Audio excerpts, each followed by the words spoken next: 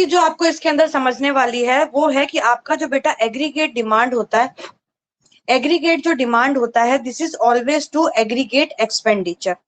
ऐसा क्यों होता है, इसका भी एक लॉजिक है। ठीक है, मान लो कि ये एक पर्सन है और इसके सामने एक शॉप है, तो एग्रीगेट डिमांड की डेफिनेशन के हिसाब से हमारा डिमांड क्या होता है कि इस पर्सन को इस शॉप में से एक आइसक्रीम खरीदनी है। ठीक है, इस पर्सन को शॉप में से आइसक्रीम खरीदनी है and also he is willing to pay, और उसके पास कैपेसिटी भी है पे करने की और वो चाहता भी है कि पे करे। तो इसने डिमांड करी, और इसने डिमांड करी तो वो हो गया एग्रीगेट डिमांड। मैं केवल एक पर्सन की बात कर रही हूँ यहाँ पे, लेकिन आप एक पर्सन को रिप्रेजेंटेटिव मानो पूरी इकोनॉमी को, कि मैं पूरी इकोनॉमी की बात कर रही हूँ। तो पूरी इकोनॉमी में जितने भी लोग रहते हैं सबने क्या किया, डिमांड किया इस आइसक्रीम के लिए। अब इस आइसक्रीम को खरीदने के लिए what they have to do, they have to spend some money. तो जितना आदमी डिमांड करेगा उतना ही आदमी क्या करेगा, स्पेंड भी करेगा। इसकी वजह से एग्रीगेट डिमांड जो है उसको एग्रीगेट एक्सपेंडिचर के इक्वल माना जाता है बच्चों। तो आप एग्रीगेट डिमांड भी बोल सकते हो इस चीज को, और आप एग्रीगेट एक्सपेंडिचर भी बोल सकते हो इस चीज को। क्या आपको समझ आया कि एग्रीगेट डिमांड, मार्केट डिमांड और इंडिविजुअल डिमांड में क्या अंतर है, और फोकस किया जाए तो एग्रीगेट डिमांड एक्चुअली में होती कौन सी डिमांड है। यस और नो बच्चों, समझ आया आपको? हाँ जी, वेरी गुड गुड गुड, चलो वेरी गुड, सभी बच्चों को समझ आ गया है कि एग्रीगेट डिमांड क्या होती है। अच्छा, एक वर्ड और आप थोड़ा सा समझ लो कि एग्रीगेट डिमांड को हमने बोला है कि ये प्लान्ड डिमांड होती है, और प्लान्ड को एक और वर्ड से डिनोट करते हैं जिसको बोलते हैं एक्स एंटे। क्या बोलते हैं, एक्स एंटे, यानी कि परचेज करने से पहले। एक्स एंटे मतलब परचेज करने से पहले, यानी कि अभी हम प्लान कर रहे हैं। एक होता है एक्स पोस्ट, यानी कि परचेज करने के बाद। तो जब भी आपको प्लान्ड वर्ड आएगा तो आप कंफ्यूज मत होना बच्चों, प्लान्ड जो होता है दैट इज एक्स एंटे भी इसको बोला जाता है। ये आप नोट कर सकते हो अपने, कि कभी कभी आपको प्लान्ड वर्ड लिख के नहीं आएगा, आपको एक्स एंटे वर्ड लिख के आएगा, तो वहां पे आपको तुरंत समझ जाना है कि they are asking about the planned thing, कि अभी हमने क्या प्लान किया है, हमने एक्चुअली में परचेज नहीं किया है, एक्चुअल हमने अभी खर्चा नहीं किया, just we have planned something कि ये चीज हम खर्चा करेंगे। ठीक है, चलो राइट डाउन, हेडिंग डालेंगे हम एग्रीगेट डिमांड। एग्रीगेट डिमांड और aggregate expenditure refers to the total value of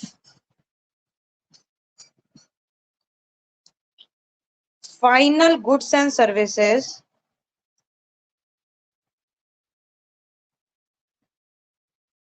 which all the sectors of an economy are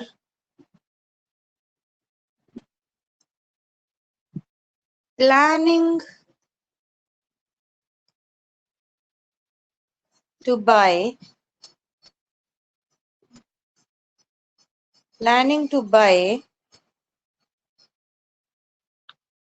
at given level of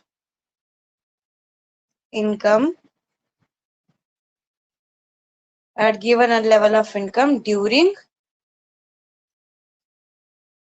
during an accounting period.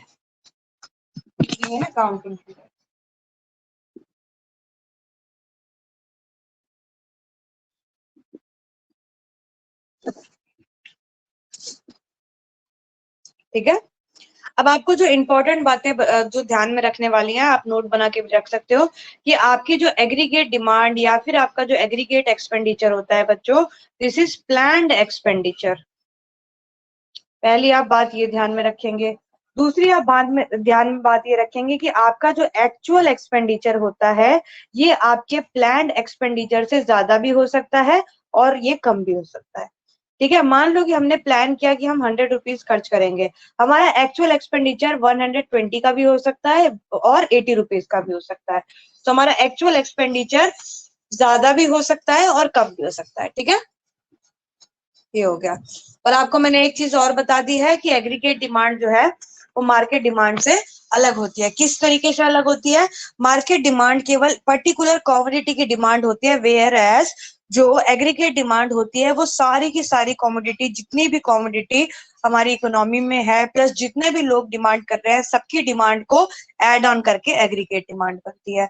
तो market demand जो होती है वो micro economics का concept होता है बच्चों, और जो एग्रीगेट डिमांड होती है ये मैक्रो इकोनॉमिक्स का कॉन्सेप्ट होता है। ठीक है, तो पहली बात हम लोगों ने अब समझ लिया। अब दूसरी बात हम समझते हैं कि एग्रीगेट डिमांड के क्या क्या कंपोनेंट्स होते हैं, यानी कि कौन कौन सी चीजों को जोड़ के एग्रीगेट डिमांड बनती है। सो हमारा नेक्स्ट टॉपिक आता है कंपोनेंट्स ऑफ एग्रीगेट डिमांड। तो क्या क्या चीजों को ऐड ऑन करके एग्रीगेट डिमांड बनती है? तो बेसिकली 4 चीजों को ऐड करके बच्चों हमारी एग्रीगेट डिमांड को बनाया जाता है। यानी कि 4 जब चीजें हमारी ऐड हो जाती हैं, 4 कंपोनेंट्स हमारे ऐड हो जाते हैं या 4 एलिमेंट्स ऐड हो जाते हैं, तो some of the 4 elements is known as components of aggregate demand. तो पहला एग्रीगेट डिमांड क्या होता है? पहला एग्रीगेट डिमांड होता है प्राइवेट। यहाँ पे प्राइवेट का मतलब बच्चों प्राइवेट इंडस्ट्री या प्राइवेट कंपनी नहीं है, यहाँ पे प्राइवेट का मतलब है हाउस होल्ड।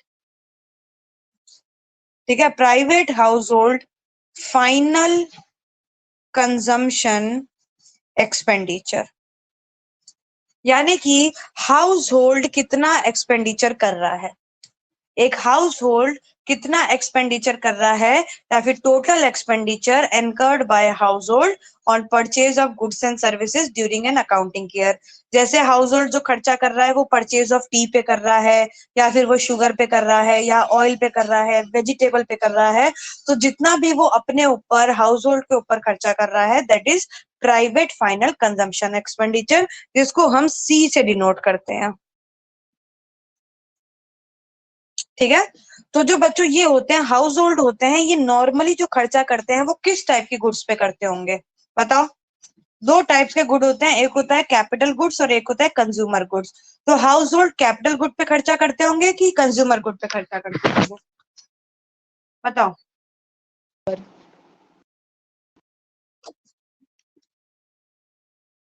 यस बच्चों, एक house hold, very good good Anjali, एक हाउस होल्ड कंज्यूमर गुड्स पे खर्चा करता होगा। क्यों? क्योंकि हाउस होल्ड जब सामान खरीद के लेके आता है तो वो इस पर्पज से नहीं लेके आता कि उससे वो फर्दर प्रोडक्शन करेगा, वो फॉर कंजम्पशन ही लेके आता है। तो ऐसे गुड्स जो कंजम्पशन के लिए खरीदे जाते हैं that goods is known as consumer goods. तो हाउस होल्ड जो खर्चा करता है वो कंज्यूमर गुड्स पे करता है। नेक्स्ट जो कंपोनेंट आता है बच्चों इसको बोलते हैं हम लोग इन्वेस्टमेंट एक्सपेंडिचर, जिसको हम आई से डिनोट करते हैं। तो इन्वेस्टमेंट एक्सपेंडिचर का मतलब क्या होता है? इन्वेस्टमेंट एक्सपेंडिचर जो होती हैं बच्चों ये प्राइवेट फर्म्स करती हैं। ये क्या करती हैं? प्राइवेट फर्म सॉरी, ये प्राइवेट फर्म्स खर्चा करती हैं किस पे? कैपिटल गुड्स पे। ठीक है, तो पहला हो गया कि हाउस होल्ड ने कंज्यूमर गुड्स पे खर्चा किया, दूसरा प्राइवेट फर्म्स ने किस पे खर्चा किया? कैपिटल गुड्स पे खर्चा किया। और जो भी खर्चा कैपिटल गुड्स पे होता है वो एक तरीके से इन्वेस्टमेंट एक्सपेंडिचर होता है। मैंने अपनी फैक्ट्री में मशीन लगाई है, वो मेरा क्या है? कैपिटल गुड है। और मैंने मशीन लगाई है, ये मेरा इन्वेस्टमेंट है। तो मैंने क्या किया? इन्वेस्टमेंट एक्सपेंडिचर किया है। मैंने कार खरीदी है, तो कार खरीदना मेरा इन्वेस्टमेंट एक्सपेंडिचर है। ठीक है, कार जो होती है वो कैपिटल गुड्स के अंदर आ जाएगी, या फिर कोई भी ऐसी एसेट जो कैपिटल गुड के अंदर आती है और जिसको खरीदने के लिए प्राइवेट फर्म्स ने खर्चा किया है that expenditure is known as investment expenditure, जिसको हम आई से डिनोट करते हैं। ठीक है, फिर आता है बच्चों तीसरा कंपोनेंट जिसको बोलते हैं हम गवर्नमेंट एक्सपेंडिचर। ठीक है। तो पहला जो खर्चा किया, ध्यान से देखेंगे, जो पहला खर्चा किया वो हाउस होल्ड ने किया कंज्यूमर गुड्स पे, दूसरा जो खर्चा किया वो प्राइवेट फर्म्स ने किया फॉर कैपिटल गुड्स, और गवर्नमेंट क्या करेगी, गवर्नमेंट जो है वो कैपिटल गुड्स और कंज्यूमर गुड्स दोनों पे खर्चा करेंगी। ठीक है, गवर्नमेंट जो है वो कैपिटल गुड्स पे भी खर्चा करेगी और वो कंज्यूमर गुड्स पे भी खर्चा करेगी to satisfy the needs of economy. एक इकोनॉमी को चलाने के लिए प्राइवेट कैपिटल गुड्स की भी जरूरत पड़ती है और कंज्यूमर गुड्स की भी जरूरत पड़ती है, और गवर्नमेंट कभी भी एक सेक्टर के लिए काम नहीं करती है। गवर्नमेंट जो होती है वो इकोनॉमी एज अ होल के लिए काम करती है। तो अगर हम ब्रॉडर वे में देखें तो हम केवल दो सेक्टर की इकोनॉमी को पढ़ते हैं, एक हाउस होल्ड और दूसरा फर्म्स की। तो गवर्नमेंट का क्या काम होता है, गवर्नमेंट का काम होता है जो हाउस होल्ड खर्चा कर रहे हैं उस पे आप एक्स्ट्रा खर्चा करो, जो इंडस्ट्रीज खर्चा कर रही है आप उस पे एक्स्ट्रा खर्चा करो। जैसे इन्वेस्टमेंट ऑन एजुकेशन हो गया, ट्रांसपोर्टेशन हो गया, ये हो गया कंजम्पशन एक्सपेंडिचर हो गया। ठीक है, आपने किस गवर्नमेंट ने स्कॉलरशिप दी है तो गवर्नमेंट का खर्चा हो रहा है, क्यों दिया, ताकि बच्चे आगे पढ़ सके। गवर्नमेंट ट्रांसपोर्टेशन पे खर्चा कर रही है तो लोग ताकि वो ट्रांसपोर्टेशन यूज कर सके। और कैपिटल गुड्स पे क्या खर्चा कर रही है, गवर्नमेंट हाईवेज बनवा रही है, पावर प्लांट बनवा रही है, हाइड्रो पावर प्लांट बन रहे हैं, थर्मल प्लांट बन रहे हैं। तो ये जो बड़ी बड़ी चीजें होती हैं जो कि मोर देन ईयर्स तक चलती हैं, ये सब कैपिटल एक्सपेंडिचर गवर्नमेंट करती है। तो पहला हाउस होल्ड करती है, दूसरा फर्म करती है, तीसरा गवर्नमेंट करती है, दोनों पे। और चौथा जो भी खर्चा हम लोग इंडिया के बाहर करते हैं वो भी एग्रीगेट डिमांड के अंदर आता है, which is known as net export. Net export का क्या फॉर्मूला होता है बच्चों, एक्स माइनस एम।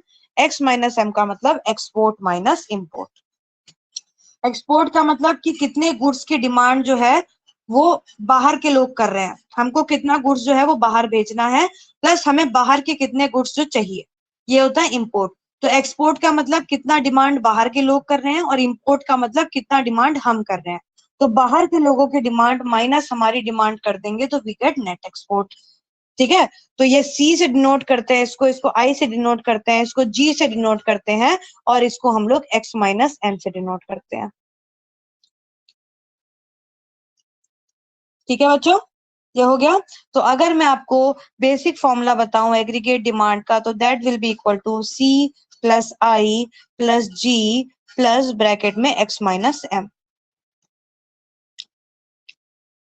ठीक है, तो कभी भी आपको टेस्ट में कंपोनेंट्स ऑफ एग्रीगेट डिमांड आते हैं तो ये फॉर्मूला आप लिख के आएंगे, एक अलग इंप्रेशन होता है खाली कि हाँ भाई आपको पूरा कॉन्सेप्ट क्लियर है कि ये सारी चीजें ऐड करके एग्रीगेट डिमांड बनता है।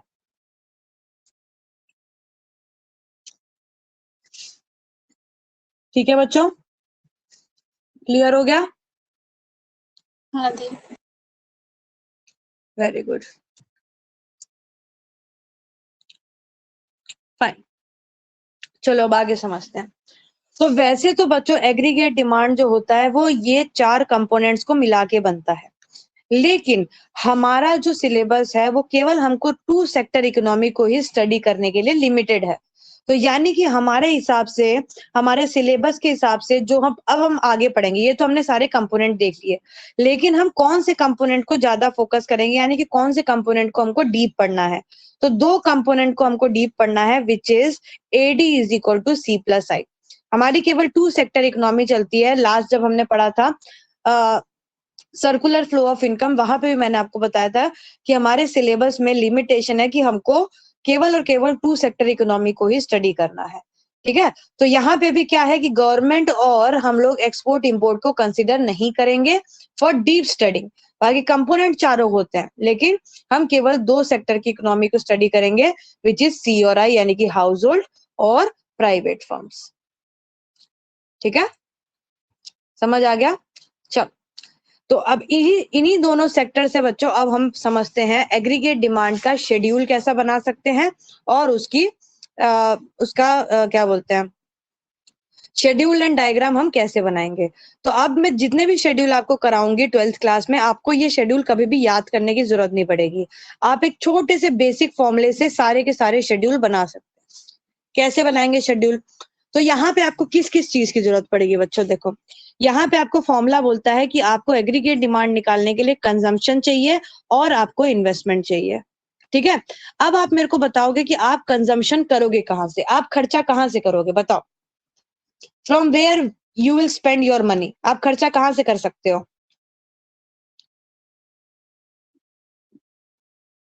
यस, आप अपना खर्चा कहाँ से करते हो? या आपके फादर उनका खर्चा कहाँ से करते हैं? कहाँ से लेके आते हैं पैसा?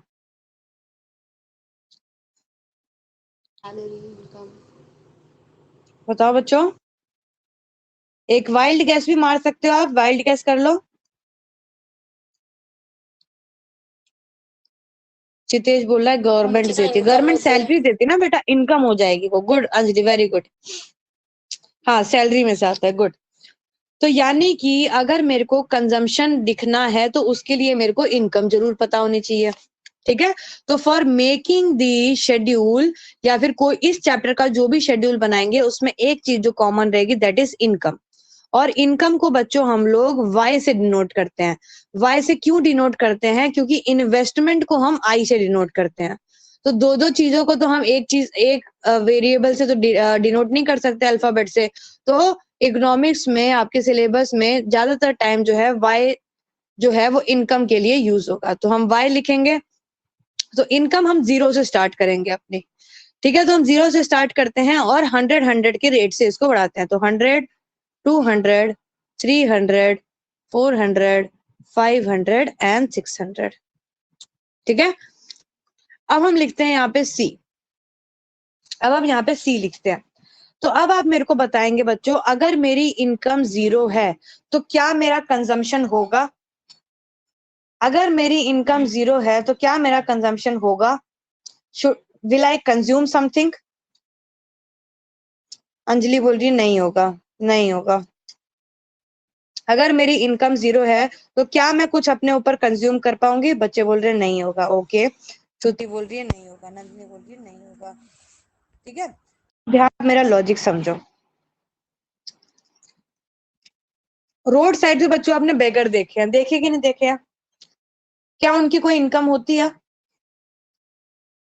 वो तो कोई दे के चला गया तो बात अलग है, बाकी उनकी कोई इनकम होती है? कोई इनकम उनकी नहीं होती, फिर भी वो कुछ खाना खाते हैं कि नहीं खाते हैं, ठीक है। तो ऐसा होता है बच्चों कि आपकी इनकम जीरो है, आप बच्चे हो अभी, क्या आप कुछ पैसा कमा रहे हो? बताओ, आप कुछ पैसा कमा रहे हो?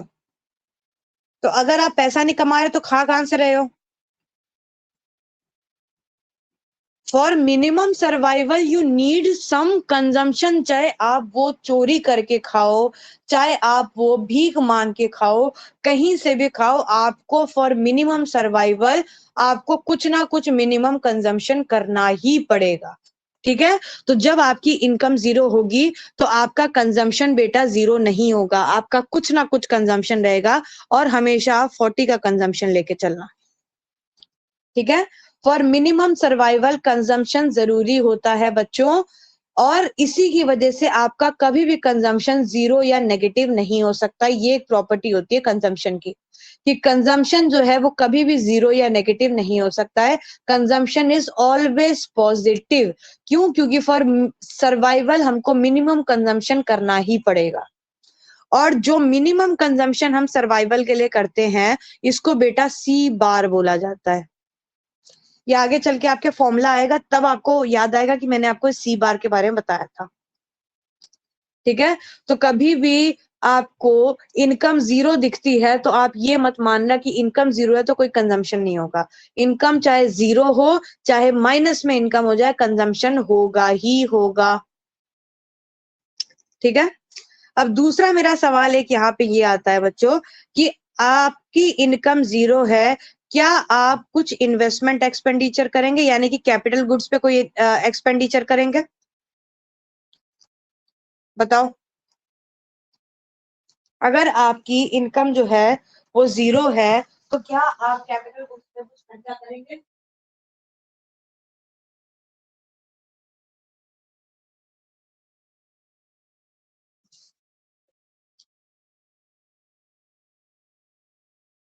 नहीं करेंगे, ठीक है।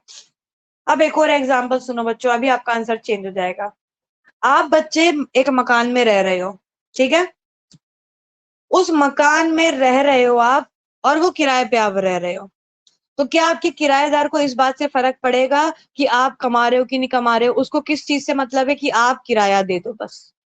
उसको किस चीज से मतलब है? किराया आपको देना ही देना है। तो आपके किराएदार को इससे मतलब नहीं होगा कि आपकी इनकम 0 है, कि आपकी इनकम नेगेटिव है, कि आपकी इनकम 1 लाख रुपए है। अगर आपको रेंट देना है तो देना ही है।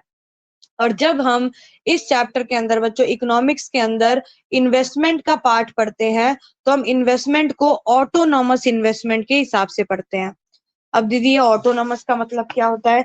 ऑटोनॉमस इन्वेस्टमेंट का बच्चों मतलब होता है कि यहाँ पे जितनी बार भी हम इन्वेस्टमेंट पढ़ेंगे, हम ये दिमाग में लेके चलेंगे कि इस इन्वेस्टमेंट को हमारी इनकम से कोई मतलब नहीं है। इस इन्वेस्टमेंट को हमारी इनकम से कोई भी मतलब नहीं है। हमारी इनकम बढ़े, हमारी इनकम कम होए, हमारी इनकम 0 होए, हमारा इन्वेस्टमेंट जो है वो कांस्टेंट रहेगा। इसको बोलते हैं ऑटोनॉमस इन्वेस्टमेंट या ऑटोनॉमस इन्वेस्टमेंट एक्सपेंडिचर। समझ आ रही है बात बच्चों? ऑटोनॉमस का मतलब है जिसको किसी चीज से फर्क ना पड़े।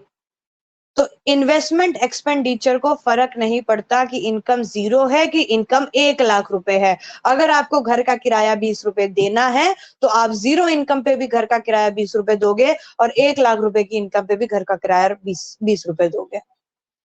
ठीक है, समझ आ गई बात? तो पहली चीज आपको ध्यान रखनी है, जब भी आप शेड्यूल बनाने जाओगे तो इनकम 100 से बढ़ाओ और इन्वेस्टमेंट जो है उसको कांस्टेंट रखो। ठीक है, अब आप कंजम्पशन का टेबल कैसे बनाएंगे? तो कंजम्पशन के कभी भी आपको टेबल बनाना हो तो केवल एक ही फॉर्मूला रखो, C+80 का।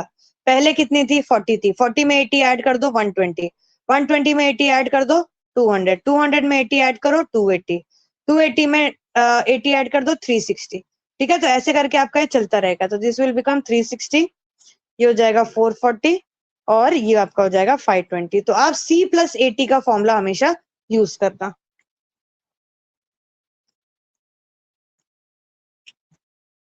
ठीक है, समझ गए? अब बात आती है कि मैंने आपको C+80 क्यों बोला। मैं आपको C+120 भी बोल सकती थी, C प्लस आपको मैं 110 भी बोल सकती थी, मैंने आपको 80 ही क्यों बोला? तो बेटा लॉजिक ये होता है कि जिस रेट से आपकी इनकम बढ़ रही होती है, तो आपकी इनकम किस रेट से बढ़ रही है? यहाँ पे 100 के रेट से बढ़ रही है।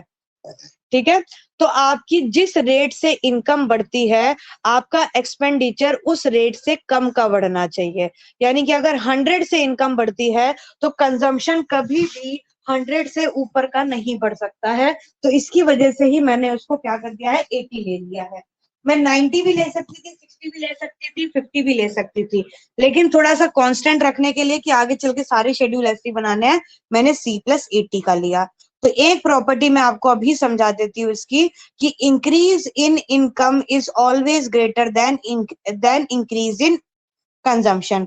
आपका जितना इंक्रीज इनकम में होगा ये हमेशा ज्यादा रहेगा विद इंक्रीज इन कंजम्पशन। अगर आपकी इनकम 100 से इंक्रीज हो रही है तो आपकी कंजम्पशन 100 से कम की ही इंक्रीज होगी। ये एक प्रॉपर्टी होती है। क्या ये लॉजिक समझ आया बच्चों आपको? C+80 वाला। तो आप कभी भी हाँ दी। C+100 के ऊपर कोई वैल्यू नहीं ले सकते हैं। ठीक है, अब आपने अपनी इनकम भी लिख दी, आपने कंजम्पशन भी लिख दिया, और आपने इन्वेस्टमेंट भी लिख दिया। अब आप जैसे ही C+I करेंगे आपको बेटा AD मिल जाएगा। तो आप AD निकाल लो, देखो तुरंत निकल जाएगा। 40 + 20 60, ये हो जाएगा आपका 140, then 220, then 300, then 380, then 460 and 540।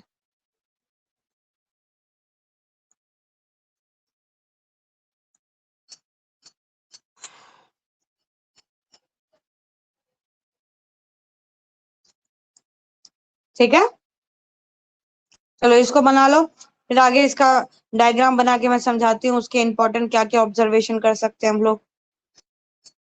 बना के डन लिख दो जरा।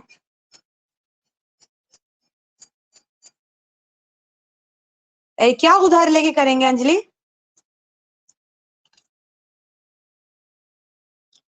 अंजलि क्या उधार लेके करेंगे? कैपिटल गुड्स पे जो हाँ? बोल रहे थे ना, उस पे लिखा था। कैपिटल गुड्स पे किसके लिए इन्वेस्ट दोबारा बोलो। करेंगे कि नहीं? अच्छा अच्छा, तो उधार लेके करेंगे तो अपनी इनकम में से तो नहीं कर रहे हैं ना कहीं से तो कर ही रहे हैं। तो बेसिकली मतलब आपको जो कांस्टेंट खर्चा है वो देना ही पड़ेगा, ये लॉजिक था मेरा। चाहे आप उधार लेके करो चाहे कहीं से भी करो, तो अब यू आर करेक्ट कि उधार लेके कर देंगे, लेकिन करेंगे जरूर। चलो ये बना लेना, तो बच्चों डन लिख देना। डन हो गया, 2 डन हो गए, वेरी गुड गुड। जल्दी जल्दी करो बच्चों।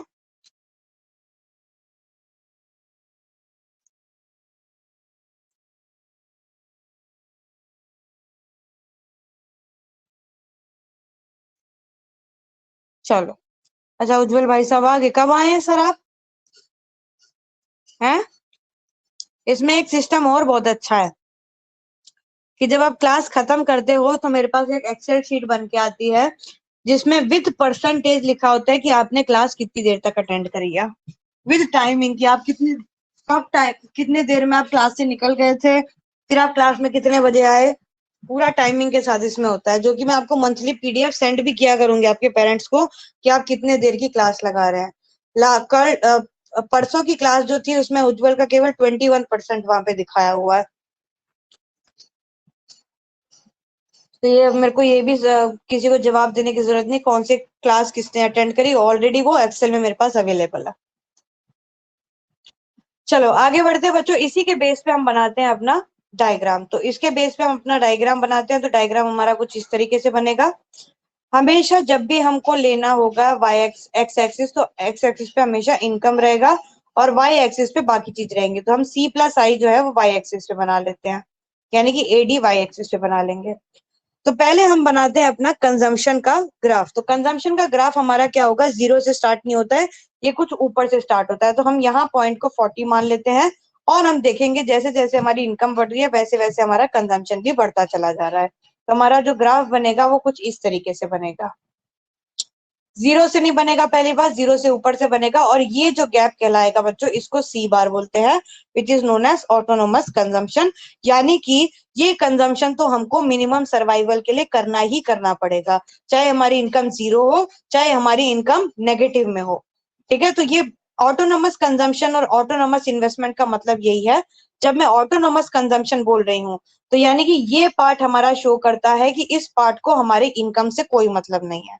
और अगर मैं ऑटोनोमस इन्वेस्टमेंट बोल रही हूँ तो ऑटोनोमस इन्वेस्टमेंट को भी पूरे के पूरे जो है इनकम से कोई मतलब नहीं है। ठीक है, अब आगे समझते हैं।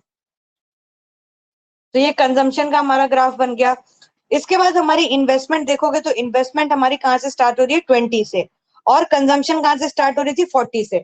तो 40 अगर मेरा इधर पे है तो इसके थोड़ा सा नीचे से मैं बनाऊंगी, और इन्वेस्टमेंट मेरी कांस्टेंट ही चल रही है, इन्वेस्टमेंट में कोई चेंज नहीं है, 20 के लेवल पे ही चल रही है। तो ये मेरी हो जाएगी इन्वेस्टमेंट। ये हो गया सी और ये हो गया आई।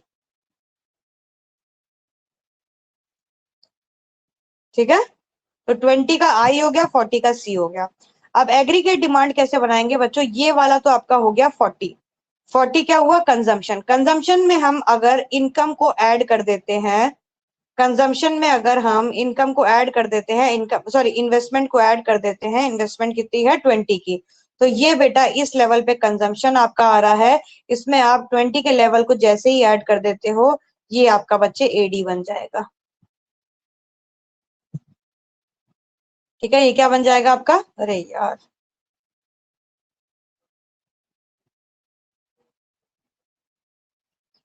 ये आपका एडी बन जाएगा। तो यानी कि ये वाला जो पार्ट है वो आपका क्या शो कर रहा है बताओ, ये सी है और ये एडी है। सी और एडी, एडी और सी के बीच में कौन सा पार्ट पड़ेगा आपका, बताओ जल्दी से। एडी और सी के बीच में जो पार्ट आपको दिख रहा है, ये पूरा पोर्शन दिख रहा है, ये क्या है, ये जो गैप है इन दोनों के बीच का, ये गैप जो है वो 20 का गैप है। और 20 क्या है आपका, जल्दी से बताएंगे। 20 क्या है आपका बच्चों, इन्वेस्टमेंट। वेरी गुड, इन्वेस्टमेंट है 20 का, वेरी गुड गुड। ठीक है, आई है वो। तो ये आपका बच्चों ग्राफ ऐसा करके कुछ बनेगा, जिसमें आपका क्या होगा कि ये आपका ऐसे करके ये ग्राफ हो जाएगा, ये आपका सी हो जाएगा। यहाँ पे आप छोटा सा इन्वेस्टमेंट दिखा दोगे विच इज ऑटोनोमस इन्वेस्टमेंट। फिर आप सी ऑलरेडी 40 दिया हुआ है, 40 में जैसे ही 20 ऐड करोगे ये आपका एग्रीगेट डिमांड बन जाएगा। अब आप इस ग्राफ को बना लेंगे, मैं थोड़ा अच्छे से बना देती हूँ इस ग्राफ को। सारी चीजें मेंशन करेंगे। ये आपका ग्राफ बनेगा इसे करके सी आई, ये वाला A D is equal to C plus I. ठीक है, इसको टी बोलते हैं, इसको हम एस बोलते हैं, इसको आर बोल देते हैं, और ये वाला पार्ट आप ऐसे करके शो करेंगे, दिस पार्ट इज सी बार। ठीक है, ये हो गया, ये वाई एक्सिस है, ये आपका एक्स एक्सिस है। ठीक है, 0 नीचे मेंशन कर देना आप।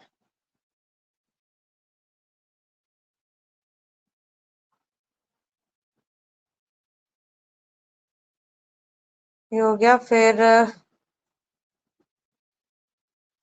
और ये वाला जो आपका गैप है, दिस गैप इज आई, इसको भी आप लिख देंगे। नीचे आप इनकम लिख देना और यहाँ पे लिख देना AD, that is C plus I. चलो ग्राफ बना लो, पेंसिल से बनाएंगे भाई ग्राफ।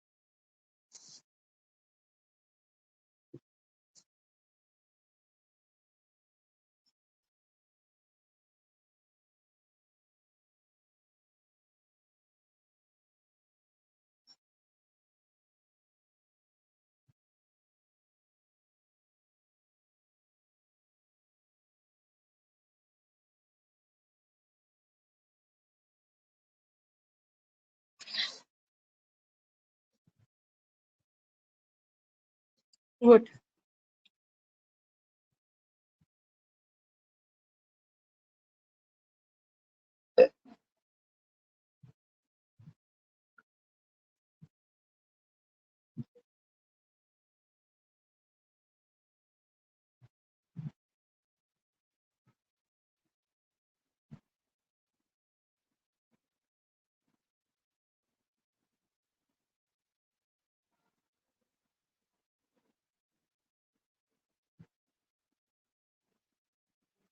फाइन, चलो अब नेक्स्ट लाइन से नीचे लिखना स्टार्ट करो बच्चों। Observation, write down observation. Observation में पहला पॉइंट डालेंगे, AD is equal to C plus I, AD is equal to C plus I, comma AD is assumed to be, AD is assumed to be function of only consumption demand and investment demand, function of only consumption demand and investment demand.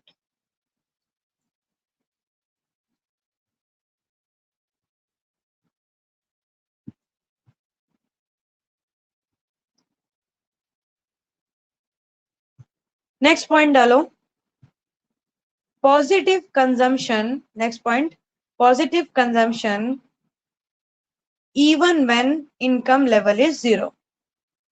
ये देखो, ये part की बात कर रहे हैं, positive consumption even when income level is 0।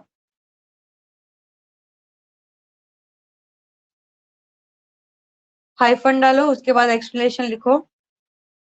There is always some minimum, there is always some minimum level of consumption, some minimum level of consumption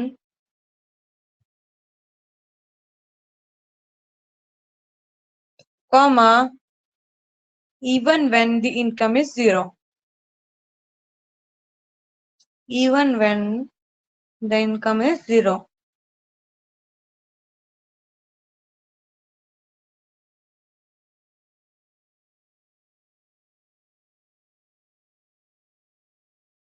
full stop. It happens because people need certain basic goods. People need certain basic goods and services. Certain basic goods and services to sustain themselves. People need basic goods and services to sustain themselves even if income is zero. Even if income is zero. Full stop. Next line से लिखो. In the above schedule,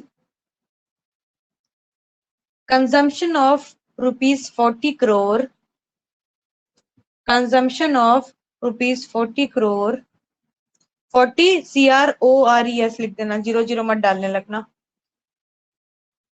40 crore bracket में when y is equal to 0,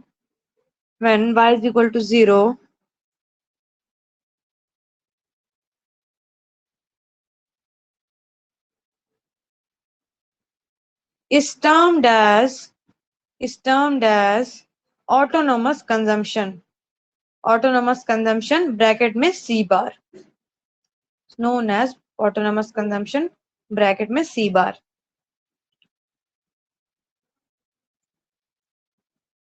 Full stop. In the figure,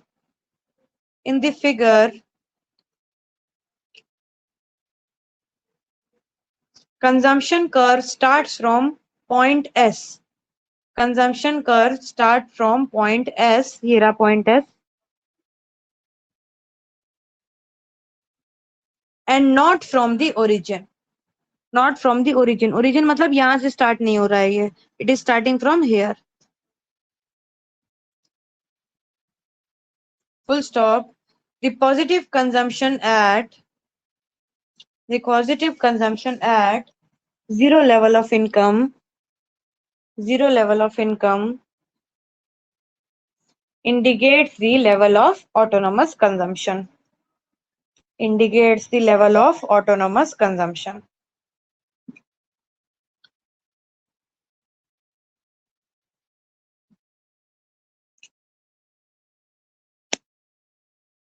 तो autonomous consumption बच्चों करते कहां से हम लोग? मिनिमम सर्वाइवल के लिए हम कंजम्पशन करते कहां से हैं? अगर हमारी इनकम जीरो है.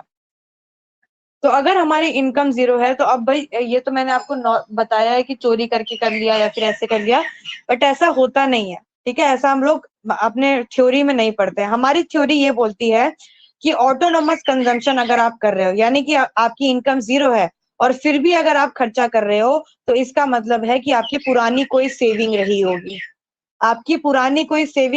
उसको आप अभी यूज कर रहे हो, या फिर आपने कोई असेट को क्या कर दिया है, बेच दिया है, या फिर आपने पैसे कहीं से उधार ले लिया.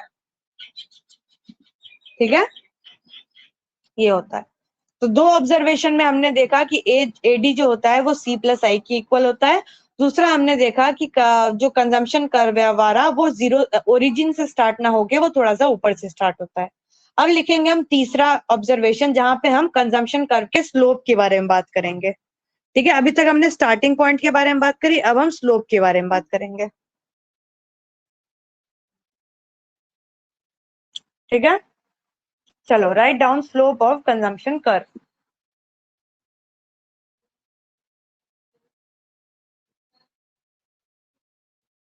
देखो, the first component of AD,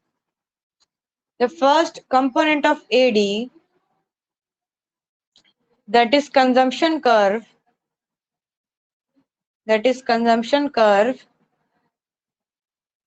comma, slope upwards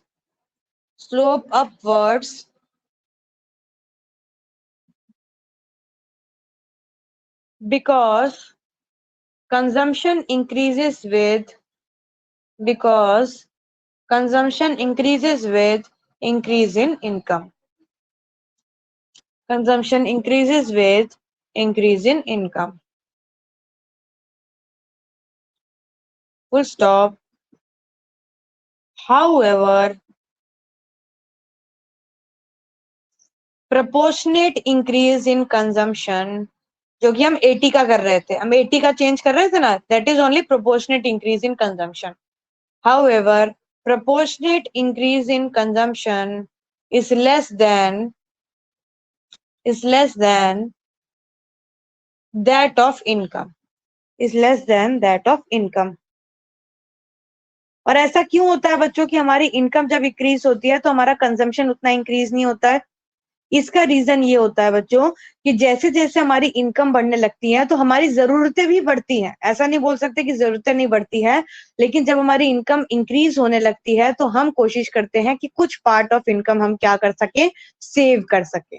तो अगर हमारी इनकम 100 से इंक्रीज हो रही है तो हम एक अजम्पशन लेके चलते हैं कि हमारी कंजम्पशन हम सेम लेवल से इंक्रीज नहीं करेंगे, हम कुछ ना कुछ पार्ट क्या करेंगे, अब सेव करने लगेंगे। ठीक है, full stop. It happens because after reaching a particular level, people start saving a part of their income,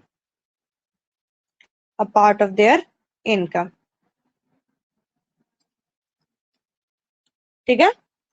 तो यहाँ पे हमने कंजम्पशन कर्व के स्टार्टिंग पॉइंट की बात कर ली है और हमने कंजम्पशन कर्व के स्लोप की भी बात करती है। अब हम इन्वेस्टमेंट कर्व का देखते हैं। तो इन्वेस्टमेंट कर्व का स्टार्टिंग एंडिंग सब कुछ सेम है, केवल हम स्लोप की बात कर लेते हैं। So fourth point is slope of autonomous investment curve, slope of autonomous investment curve. एक बार सारे बच्चे अपनी वीडियो चालू करके मेरे को दिखाएंगे कि सारे बच्चे लिख रहे हैं कि नहीं लिख रहे हैं। जल्दी वीडियो चालू हो जानी चाहिए सबकी, so that I can see बच्चे लिख रहे हैं कि नहीं लिख रहे हैं। गुड, एक हो गया, श्रुति ने दिखा दिया। ये कौन आ गया, ये पेपर कौन दिखा रहा है, एक मिनट को। नंदिनी ने भी शो कर दिया, she is writing, good, very good. Paper कौन दिखा रहा था यार, सब लोग एक बार शो कर देंगे। सबका दिखा नहीं मेरे को अभी। क्या बोलते हैं, Anjali, I have seen Nandini, sorry Shruti को देख लिया मैंने। अच्छा ये अंजलि है, Anjali, okay fine, very good. Ujjwal, just show you are writing. आप अपना पेपर भी दिखा सकते हैं, केवल शक्ल दिखाने की जरूरत नहीं है। सिद्धेश, प्लीज शो राइटिंग और नॉट, दिखाएं अपना पेज दिखाएं बेटा। उज्जवल पेज दिखाएं, कहाँ पे लिख रहे हैं आप, where you are writing, show that page. Siddhesh, YouTube, आप कहाँ लिख रहे हैं, जस्ट शो।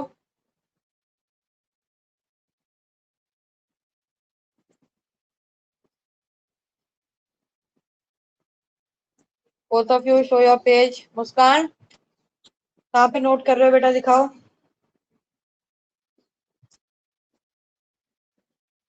यस मुस्कान, सो रहे हैं क्या? ओके, लिख रहे हैं, गुड, वेरी गुड, ठीक है, यस।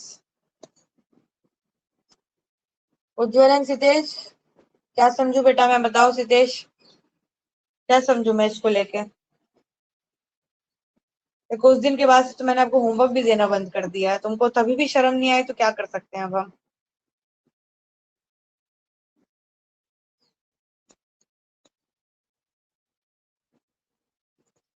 लिख रहे थे कि नहीं लिख रहे थे सितेश? ही वॉज राइटिंग और नॉट, बी वेरी, मतलब सही बोलो, कोई दिक्कत वाली बात नहीं है।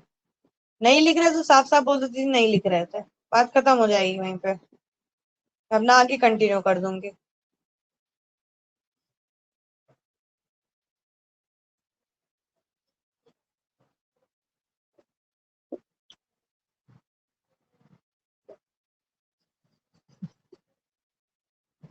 ये बहुत सही काम होता है, स्क्रीन रिकॉर्डिंग करके अपना काम करते रहो, तो मैं ट्यूशन लिया ही ना करूं, यूट्यूब से ही पढ़ लिया करो, इससे बढ़िया।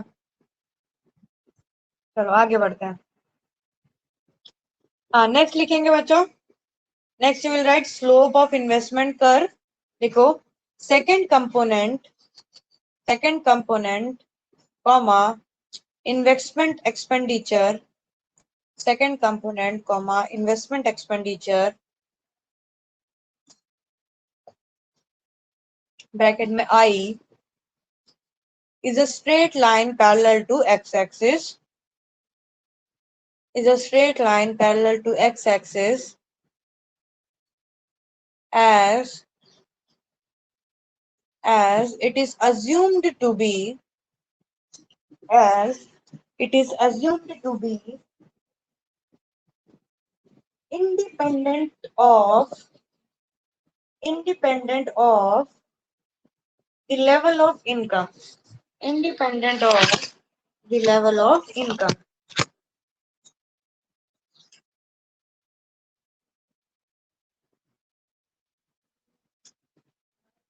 Full stop. As shown in the schedule and diagram, as shown in the schedule and diagram,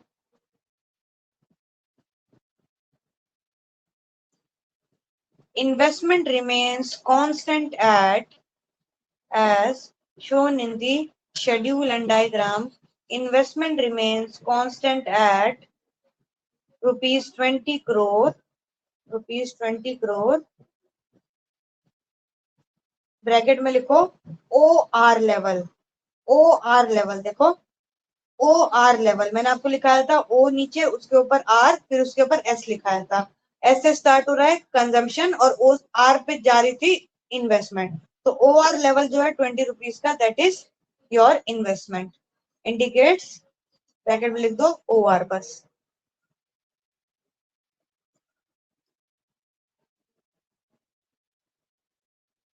ठीक है, तो अभी हमने बात कर ली कि एडी होता क्या है, फिर हमने देख लिया कि कंजम्पशन कर्व का स्टार्टिंग पॉइंट क्या है, फिर कंजम्पशन कर्व का स्लोप कैसा है, और फिर इन्वेस्टमेंट कर्व का स्टार्टिंग और एंडिंग पॉइंट तो एक ही है, तो उसमें कुछ ऐसा स्पेशल मेंशन की जरूरत नहीं है। तो हमने ऑटोनोमस इन्वेस्टमेंट कर्व का स्लोप देख लिया। अब हम देखेंगे तीसरा हमारा क्या, कौन सा लाइन बनी हुई है, तीसरी लाइन हमारी एग्रीगेट डिमांड की पड़ी है, बनी है, तो एग्रीगेट डिमांड की स्टार्टिंग पॉइंट देखेंगे और हम एग्रीगेट डिमांड का स्लोप भी देखेंगे।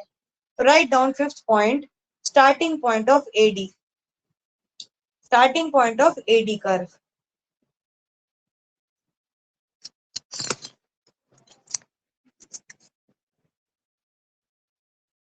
तो starting point of AD curve में हम लिखेंगे AD curve starts from, AD curve starts from point T, point T as at the zero level of national income, जब हम हमारी नेशनल इनकम यानी पूरी इनकम जो थी वो जीरो थी, तब हमारा कंजम्पशन भी 40 था और हमारा इन्वेस्टमेंट भी 20 था।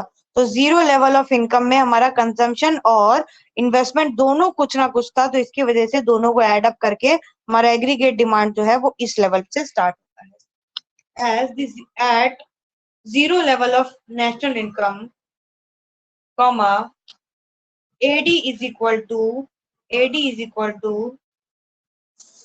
autonomous consumption, AD is equal to autonomous consumption, that is OS,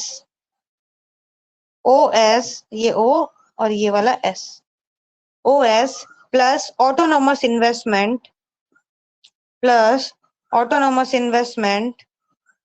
bracket में OR, O और R ये वाला part, plus autonomous investment OR।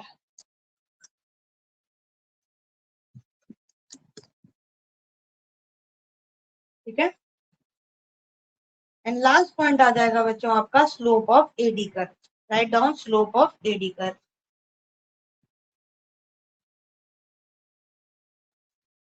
So under that, right, AD curve has a positive slope, AD curve has a positive slope which indicates that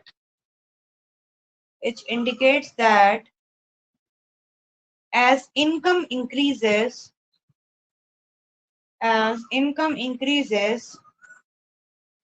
AD also increases, AD also increases।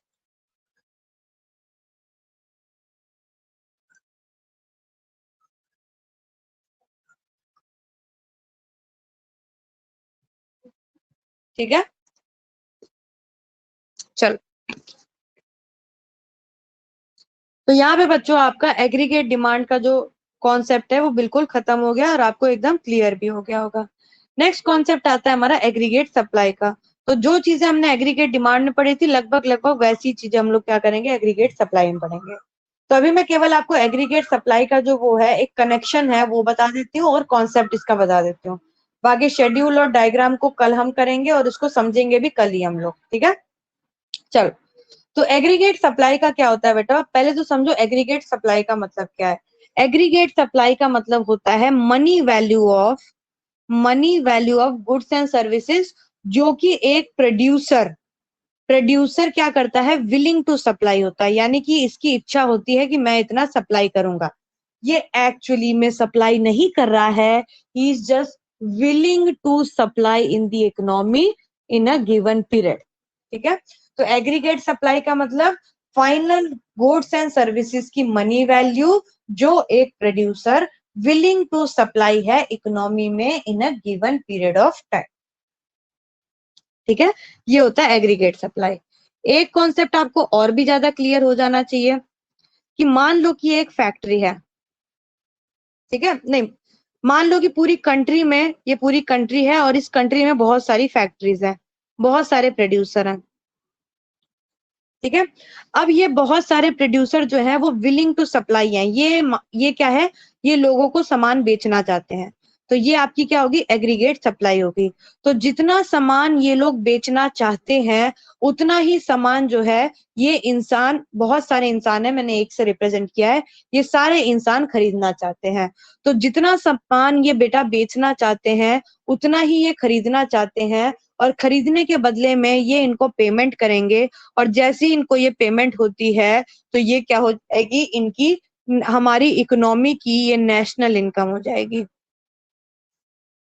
Final goods and services की money value को ही national income बोलते हैं बच्चों। क्यों? क्योंकि अगर ये कुछ चीज बेचना चाहते हैं, इफ दे आर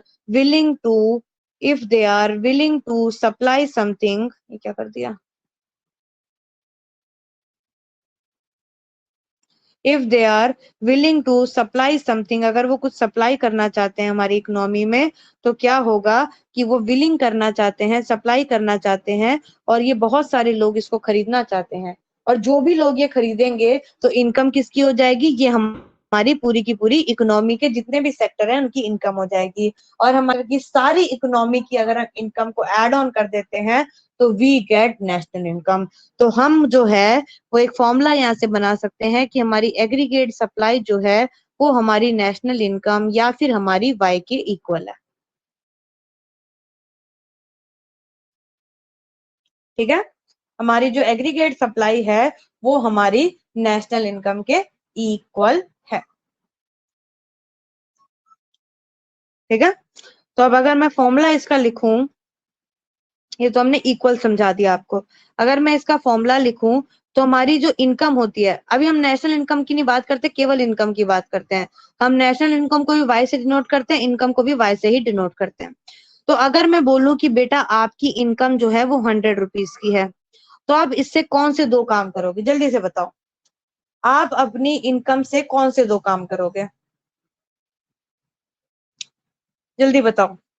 अब ये मत बोलना कि सामान मतलब सामान खरीदेंगे, कोई दो काम जिससे आपकी इनकम अगर हुई है तो आप उससे मेजरली दो काम ब्रॉड वे में क्या क्या करना पसंद करोगे।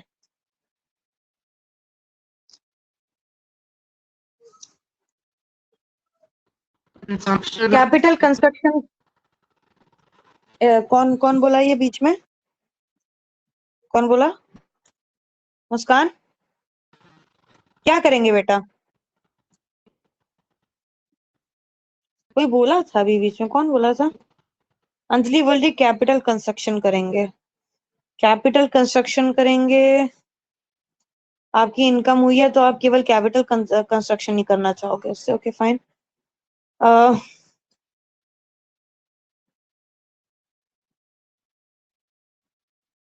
हाँ क्या,